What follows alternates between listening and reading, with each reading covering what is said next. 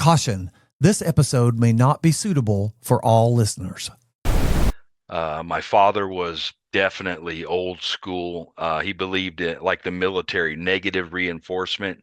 You can always do better. Nothing was good enough. He seemed to put me down every day of my life. He did not know how to show love. I never got an attaboy or a hug.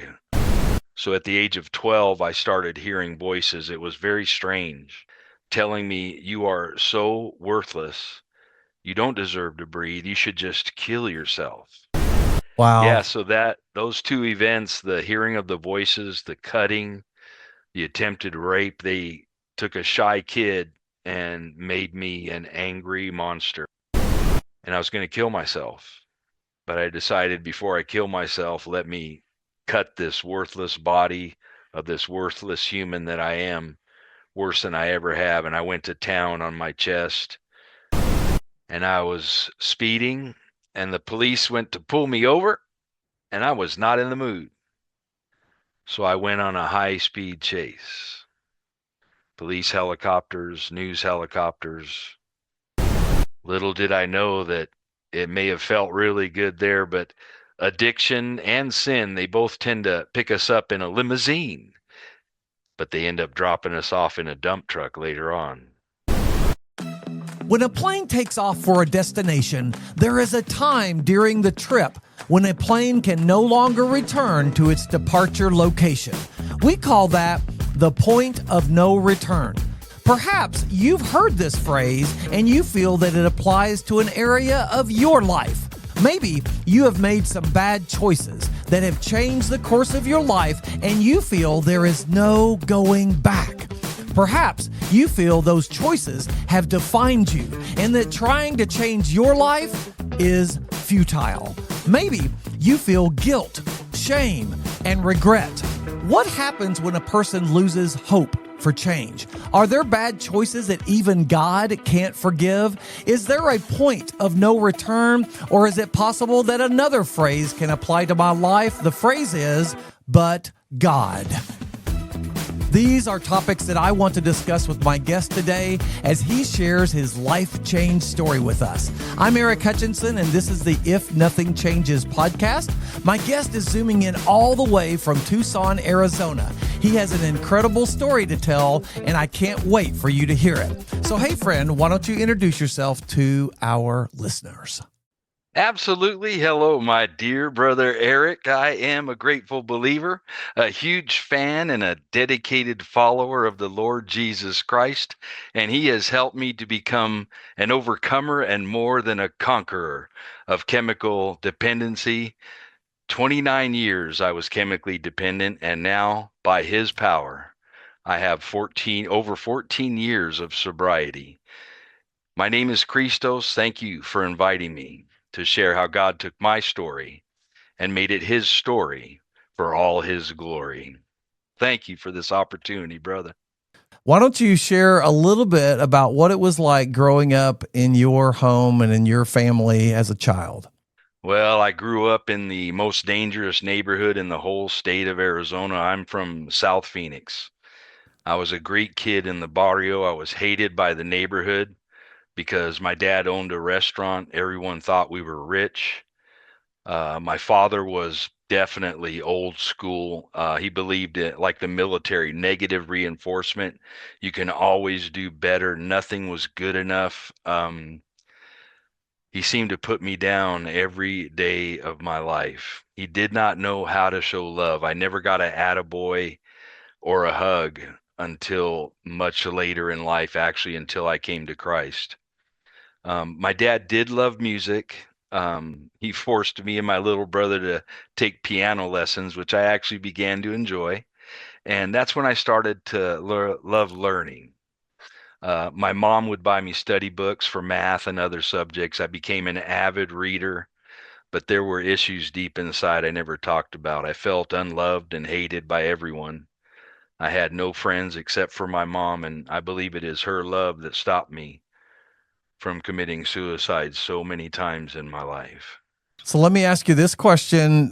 Did you have any siblings that was in your family as well? Yes, I have an older brother and an older sister from my mom's first marriage, and then a younger brother and me from the with my father. My sister has passed. Um, I was always closer to my big brother. He would always try to help me deal with the less than feelings that I struggled with because of my dad's treatment, and my dad did the same to my older brother. So he was a big source of comfort in the rough times. So, was there any religion in your family? Did you grow up going to church or not? God was never spoken of in my house.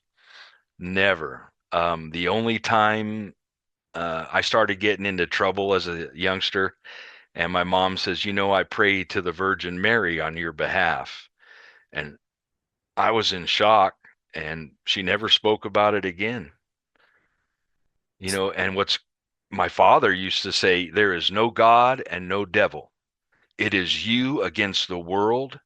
Nobody cares. And when you die, all that happens is you go to sleep. So imagine my shock later in life when I come to Christ and I find out that from my uncle that my dad was an altar boy in the Greek Orthodox Church. And I told my uncle, this doesn't make sense. My dad, he goes, no, your dad, when his uncle was killed by a drunk driver, your dad has been fighting God ever since. So later it gave me an opportunity to share with him this Jesus I met. So, what were you like in school? Were you a rule follower? Were you an outward person where you had lots of friends, or were you more withdrawn? In school, I was very shy. The way my father was, it was children are to be seen, not heard. So I was very shy, but I loved school. I loved learning. Like I said, my mom would buy me study books and uh, reading books. She loved Agatha Christie. Just, yeah, I love school. I love learning even to this day, but there was a time when that stopped. Well, let's talk about pre-high school for just a moment. So before you got into high school, your family close to your mom, your dad's high performance, you got to perform, and it sounds like never quite good enough. So what did that do to you? What was your identity? What did you believe about yourself? I thought I was absolutely worthless and no good. I was always trying to please my dad, but I never could. And those feelings were always under the surface, but the joy of learning really gave me excitement for each new day. So would you say that that struggle with your father was the most difficult thing that you struggled with pre-high school, or was there anything else? Yeah, there are two things that happened pre high school. So at the age of 12, I started hearing voices. It was very strange. I would be sitting in school and I would hear not a different voice, but my own subconscious speaking in my own voice, telling me, "You are so worthless. You don't deserve to breathe. You should just kill yourself." And my dad owned a restaurant. And at the age of 12, the kids had to go work at the restaurant. And one day I happened to be cutting some shrimp and I cut my finger. And it was a particularly bad voice day. And immediately after cutting my finger, that pain stopped the voices. Well, that's interesting. Do you look back on that and see that you feel like that was the enemy, demons? Do you feel like there was spiritual warfare going on within you There, there? there was, but I didn't know anything about that.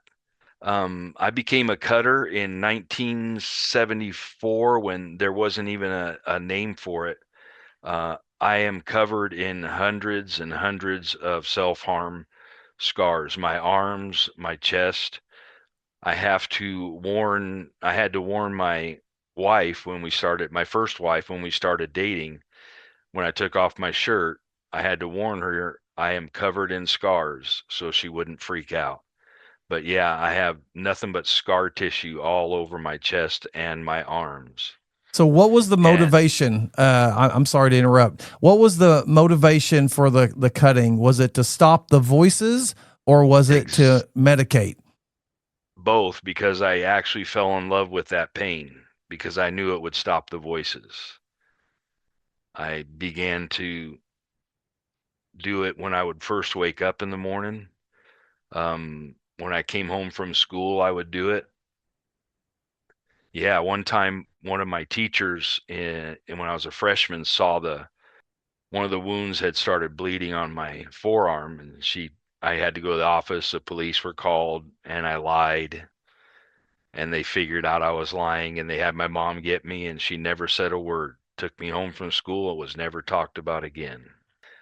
Another event before high school that really impacted me and changed me.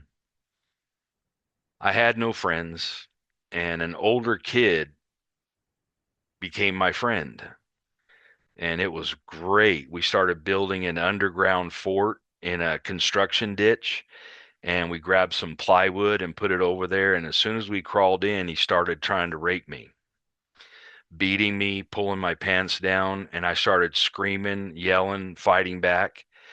And all of a sudden, there were some voices screaming, and he took off, crawled out from under there, and just took off because of the voices. I came out and I saw no one anywhere. And later, as I came to know the Lord, he says, "Yeah, I was protecting you. Those were my angels guarding you." Wow. So Yeah. And that, you had protection even before you had an experience with Christ. Is that oh my goodness, yes. As I went through my life and started replaying the different scenes, God would show me here, here, here. There's no way I should be alive today. No, in growing up in the neighborhood I did, the friends that I had, the people I hung around, I should not be alive. 29 years of addiction, I should not be here. But God, woo, hallelujah, but God. wow? Yeah, so that those two events, the hearing of the voices, the cutting, the attempted rape, they took a shy kid and made me an angry monster. I became fearful. And one of the things that I changed was I am not going to be fearful. I'm going to be hateful. I'm not going to be dealt with. I'm going to deal with it. If it's going to be, it's up to me. No longer was I this fearful kid. I hid it. It was still there, but I covered it up with this intense, violent anger, fighting in the neighborhood. Yeah, it changed me. So I'm just curious, how did your mom and your dad, how did they not see the cutting? How did they not say, I mean, did you just say, "Hey, I just fell down again today," or I mean, I mean, did you have to explain any of the cuts or anything to them? Like I said, the school noticed that I had an open wound, called the police and my mom. My mom took me home.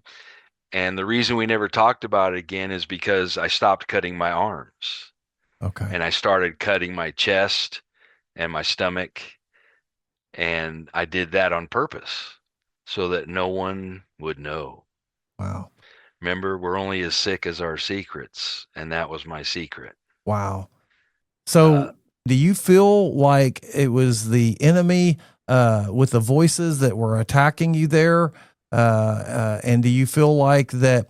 It sounds to me like that you had some guardian angels even during that time as well. So, yes, I agree because there was one time when I was in an extremely bad and dark place and I cut too deep and I hit an artery and I tied it up with a sock and went to the hospital and they sewed it up.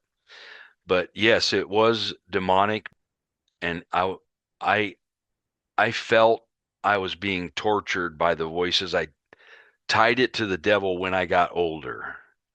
When I started believing that there is a God and a devil, because even though my dad said what he said, as I got older, I began to believe there is a God and there is an enemy. There is this devil, and he tortured me until the age of 51 when I came to Christ. So let's move into, your adolescence, into junior high, high school, and of course high school we start getting a little more freedom as we get a little bit older. And so where did that lead you? I was a rule follower. I loved, with the way my dad treated me, it created in me this. I have OCD. I have a perfectionist attitude, and that really helped in my career as an auto mechanic. And also I had to deal on the opposite. I had to deal with the paranoia. The voices always told me people were laughing at me. I'm a clown. I'm a joke. So I was still dealing with that in high school as well, but I really enjoyed learning. So did you have any female relationships whenever you were in high school? Did you have girlfriends or not so much? None whatsoever. I was so shy, and the girls thought that was funny. I would have to walk from school to my dad's restaurant about a mile, and they would be following me on as they're walking, and they would make fun of me. Hi, Chris. And I was too shy to say a word, which is to the glory of God that I do what I do today, that I actually can speak, and I'm not shy anymore. That's all to His glory, because I really was not a talking person until after Christ. So when you were in high school, a lot of teenagers start experimenting and doing things that they didn't do in junior high. Did you ever get into any kind of substances at all? Alcohol, marijuana, any of those kind of things enter your I life? Yeah, I tried both marijuana and alcohol. Marijuana just made me even more paranoid, so I didn't want nothing to do with that. Because at that age, the voices were getting worse, and the cutting was becoming more intense. But because of the way the OCD, my perfectionism, it created a great work ethic in me. But that became a recipe for big trouble to come. But yeah, I really enjoyed school, but I did not do any dating. I was just too shy. So did you do auto mechanics while you were in high school? Does it when did you first start getting into working on cars and mechanics and stuff? So I started really loving to figure out how things worked.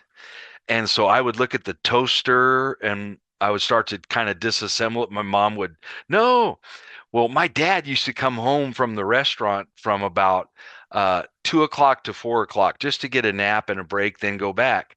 Well, when he would go take his nap and I'm on summer vacation, I would grab the keys, go out there and start disassembling the car. Air filter off. Yeah, he caught me once. Don't do that again. And then I would actually I taught myself to drive it at the age of 14. Stick shift. I learned on a manual transmission vehicle. Yeah. Yeah. I loved working on cars. Started taking, we had a area vocational center that allowed you to take 3 hours at a different facility. And so I would be bussed into that auto mechanic facility, and I had great teachers. They saw my drive and my desire to learn, and I learned machining. I learned repair. Electronics became my specialty. When I graduated high school, I went to a mechanic school, Universal Technical Institute, where I went to school from 7 to 1:30 and worked at the restaurant from 2 to 10. Wow. 6 days a week. My dad actually closed on Wednesdays because it was the slowest day of the week. So I got Wednesday off. Yay. Once I graduated mechanic school, I went to work immediately for Western Geophysical in Bakersfield, California, left the home and pursued my career with my dad's blessing. It was That was one of the great things about my dad that I brought into me being a father with my kids that I respected about my dad. He says, I don't expect you to take over the restaurant. I want you to do what you like to do. I said, Dad, I want to be a mechanic. He goes, go. And when I graduated, go. My mom wasn't so happy about me leaving, but yeah, I went to Bakersfield and worked as an auto mechanic. I met the love of my life, and I call her my first wife. Her name is Cocaine. And I met her in Bakersfield, California, working out there, shaking the ground, looking for oil and taking care of my truck. At night, everyone would go to the bar, and all of a sudden there was a mirror with cocaine on it. And I got in big trouble because I exhaled instead of inhaled and spread it all over the place. So I had to pay $100 to have that restored. But yeah, I fell in love with cocaine because it stopped the voices without cutting. It absolutely was a miracle. Little did I know that it may have felt really good there, but addiction and sin, they both tend to pick us up in a limousine, but they end up dropping us off in a dump truck later on.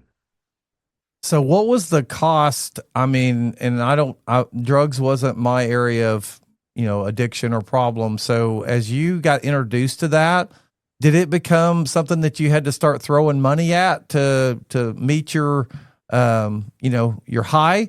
Or, I mean, I don't know. I mean, I've heard that cocaine can get into a quite expensive habit. Yeah, I had a moment of clarity because I found that all I wanted to do was get off work and get my cocaine going. Didn't even think about doing it at work. That was where my work ethic was ingrained. But I ended up quitting that job for that reason because I was falling in love with cocaine. Came back home and got a job in a mechanic's garage and focused on my career and was able to not do any more cocaine at all. I managed to focus my life on my career, becoming a great mechanic, becoming certified. That was my focus, and I was able to absolutely forget about it until a little while later. Yeah. So what was your Yeah. biggest struggle during that time? You're still hearing voices. I'm assuming you're still making some cuts on yourself and so forth, but the cocaine shut it off, but then you stopped doing the cocaine. Did the voices come back? They sure did. Yeah, and I dealt with those with cutting again because it was way cheaper than cocaine. And I dealt with it. I had a way of dealing with it that I knew they were lying.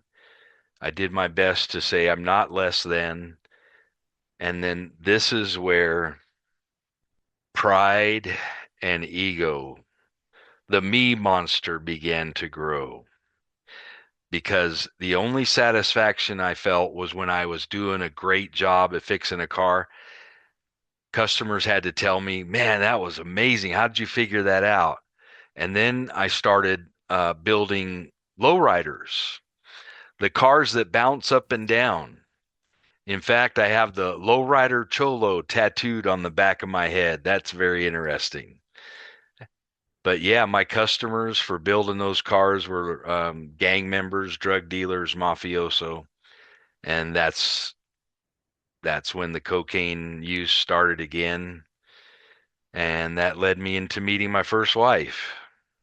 Tell me the time frame. Tell me how old are you whenever you restart when you started doing the low riders, and it sounded to me like you started Yeah. getting involved with some unsavory people maybe. So tell me, what age were you and how long did that last? That go on. So yeah, I was 19 and started building lowriders after work. My boss let me do that. And so I would work from 8 a.m. till midnight and all day and all night long on the weekends, and do a little cocaine here and there just for partying purposes. Um, I ended up parts driver that used to deliver parts to us became my first wife, and she loved cocaine as well. So we both did cocaine here and there, and we ended up having two kids. And I became the stepdad to her first child, and I was a terrible father. I did not know how to be a dad.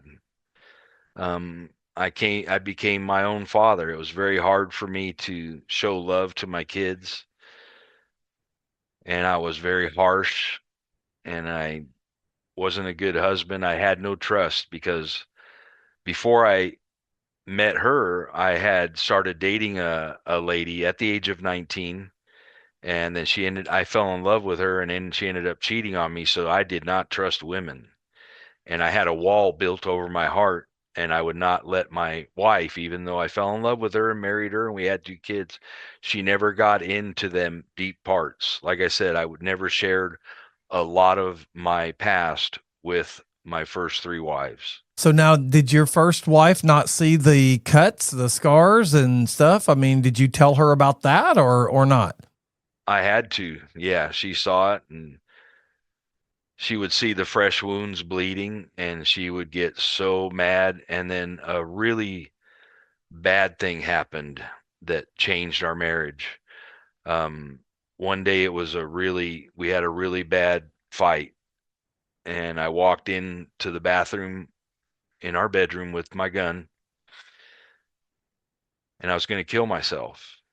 But I decided before I kill myself, let me cut this worthless body of this worthless human that I am worse than I ever have. And I went to town on my chest, on my arms. I'm bleeding all over the place. And when she walked in just as I was putting the gun to my head, and I turned and the gun kind of pointed her way. She thought I was going to kill her. So from that day forward, our marriage went downhill. Yeah. So what happened in that moment? I mean, did she just run away and you decided not to kill yourself or what happened? Yeah. That is exactly what happened. I Divine intervention, the thoughts of killing myself left, and the only thing I wanted to do was to make sure she knew I wasn't trying to kill her. Thank you, Lord, for that opportunity.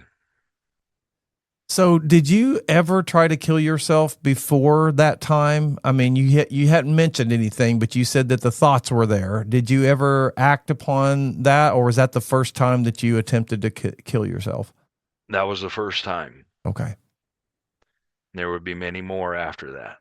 Well, you are painting a really bleak picture there. Was God anywhere? I know you can look back and kind of see God's protection over you, but did you ever have a moment of clarity where you thought, "Man, this is crazy. I'm headed down a dark path and I need to change," or is that yet to come?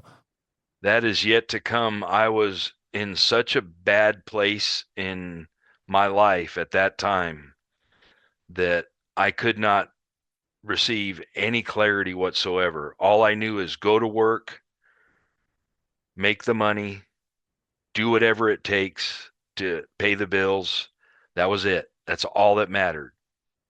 And then feed my ego, because I started building the lowriders. I'm doing custom paint jobs, stereo systems. You couldn't tell me how great a job I did. And so that helped me cope by getting someone to feed the me, myself, and I. And so that created a pride monster. Well, you didn't get any kind of affirmation from your father, and so you looked for it elsewhere, right? Yeah, and that father wound was a very tough one to deal with. Okay, so I'm hearing that the time frame is 19 to 25, somewhere in that neighborhood. Where and you said your first wife, after the event where you tried to kill yourself and she thought you were going to shoot her, is that when she said, "I'm done, I'm out," and you got divorced, or what happened? No, so my father-in-law, her dad, was doing 10 years in prison for drugs, and we used to go visit him all the time. And I loved her dad because he was the dad I didn't have. I felt loved, respected, and he got out of prison, and I had a 5-acre ranch with 3 houses. So he lived in him and my mother-in-law lived in one of the houses, and he was a mechanic like me.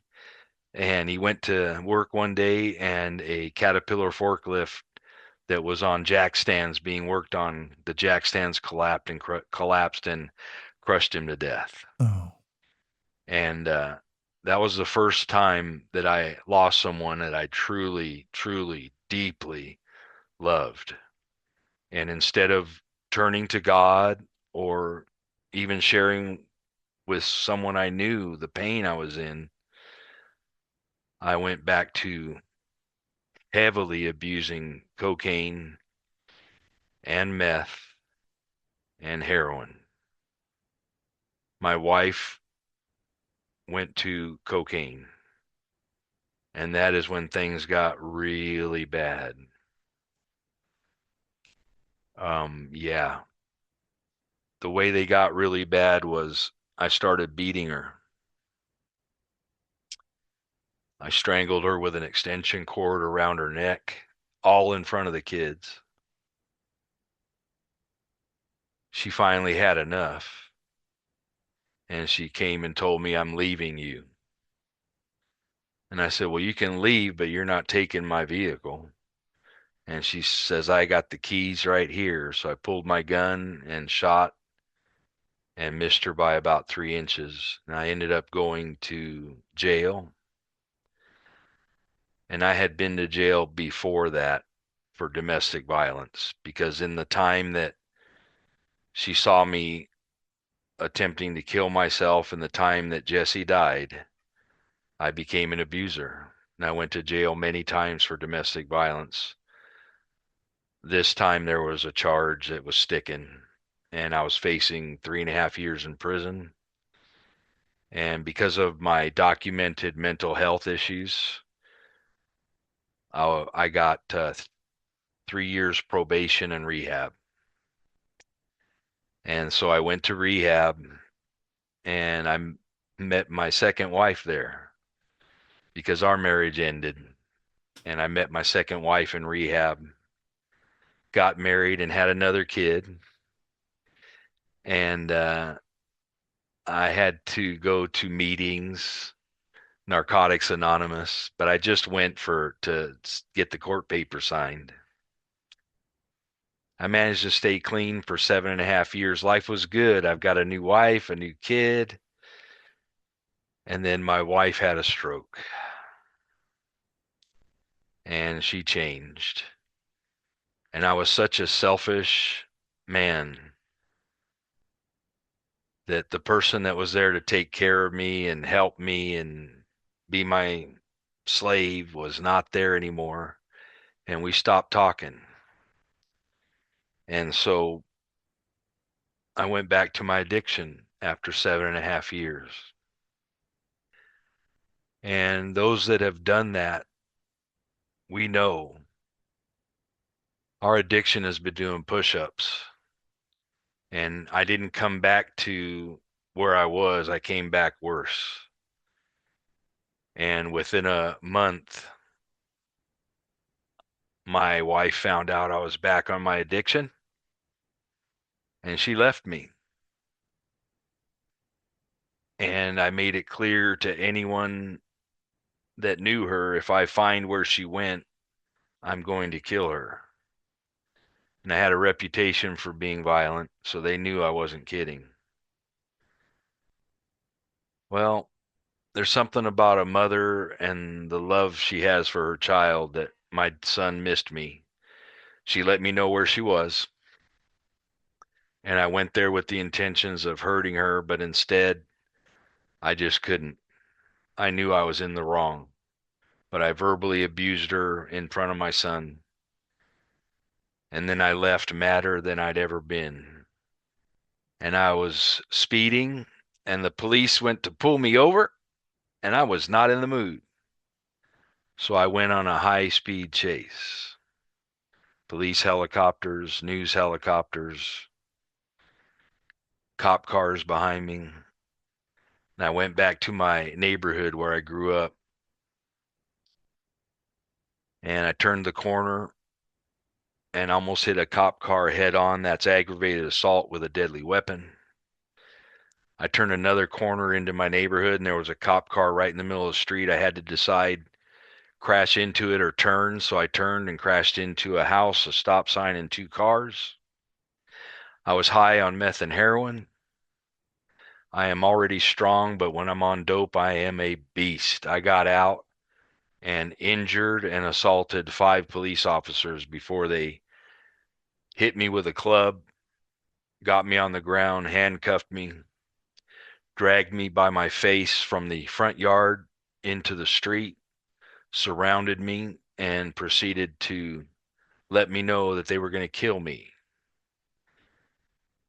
They started stomping my head, kicking my side, fractured a rib, grabbed my finger and bent it back until it was touching the top of my hand, broke that finger, lifted my arm, tased me 3 times, twice above the heart, and that wasn't killing me, so they went right under the armpit and just laid on that taser. I should have died. I saw white. My heart wouldn't work right. I couldn't breathe. But I didn't die because God had a plan and a purpose for me. For I know the thoughts that I think towards you, says the Lord, thoughts of peace and not of evil, to give you a future and a hope. Then you will call upon me and go and pray to me, and I will listen to you. And you will seek me, and you will find me when you search for me with all your heart. I didn't know that he had plans for me. All I knew is I was going to die, and I didn't. So I was charged with 5 counts of aggravated assault on a police officer and 1 count of aggravated assault with a deadly weapon. I went to the court for sentencing, got 5 years in prison. Something I'll never forget about that is all these people that called me friend, all of my family, everyone disowned me, forgot about me. I was alone in that room being sentenced. That was a tough, tough day. So I end up going to prison. And I'll tell you, one of the things I'll never forget is the first time that prison door closed shut. And I realized this would be my home for the next 5 years, a rat in a cage. But there's something interesting I learned when I came to Christ. He says, this is how I hear him talk. When he wants to move us from the ordinary into the extraordinary, or from the natural into the supernatural, he will allow or cause a crisis in our lives to move us from the stationary into the sanctuary. And he was getting ready to shine a light in my life to move me into the sanctuary, but I still had some really deep darkness to go through. Well, Christos, I know you have a lot more of your story to share, and I can't wait for the listeners to hear it. But we are almost out of time for this episode. Are there any words of encouragement that you want to leave with our listeners? The short version of my testimony sounds like this, and maybe some of your listeners have felt this way as well. If I didn't know what it was like to be in absolute darkness, I would have never surrendered to the light. If I didn't know what it was like to be shackled in chains, I could have never experienced his might. If I didn't know what it was like to be broken, I wouldn't know what it's like to be whole. And now the one that names and holds the stars is also the one that holds my soul. Christos, thanks so much for sharing your life-change story with us. Hey, if you are listening today and you feel you've gone beyond the point of no return in your life, perhaps you've made some bad choices and you feel there is no way God could ever forgive you or change you. That's a lie straight from the enemy, and God can forgive every sin in your life. And Jesus can change your life by inviting him into every area of your life, just like he did for Christos. However, if nothing changes, nothing changes. See you next time. Ephesians 2, verses 4 and 5. But God, who is rich in mercy, with his great love with which he loved us, even when we were dead in trespasses, made us alive together with Christ. By grace you have been saved. Grace is God's riches at Christ's expense. Saved is a secure, absolutely victorious, eternal destiny. And faith is forever access into the heavens. I had it all. I went from death to life, blind to seeing, deaf to hearing. Thank you, Jesus.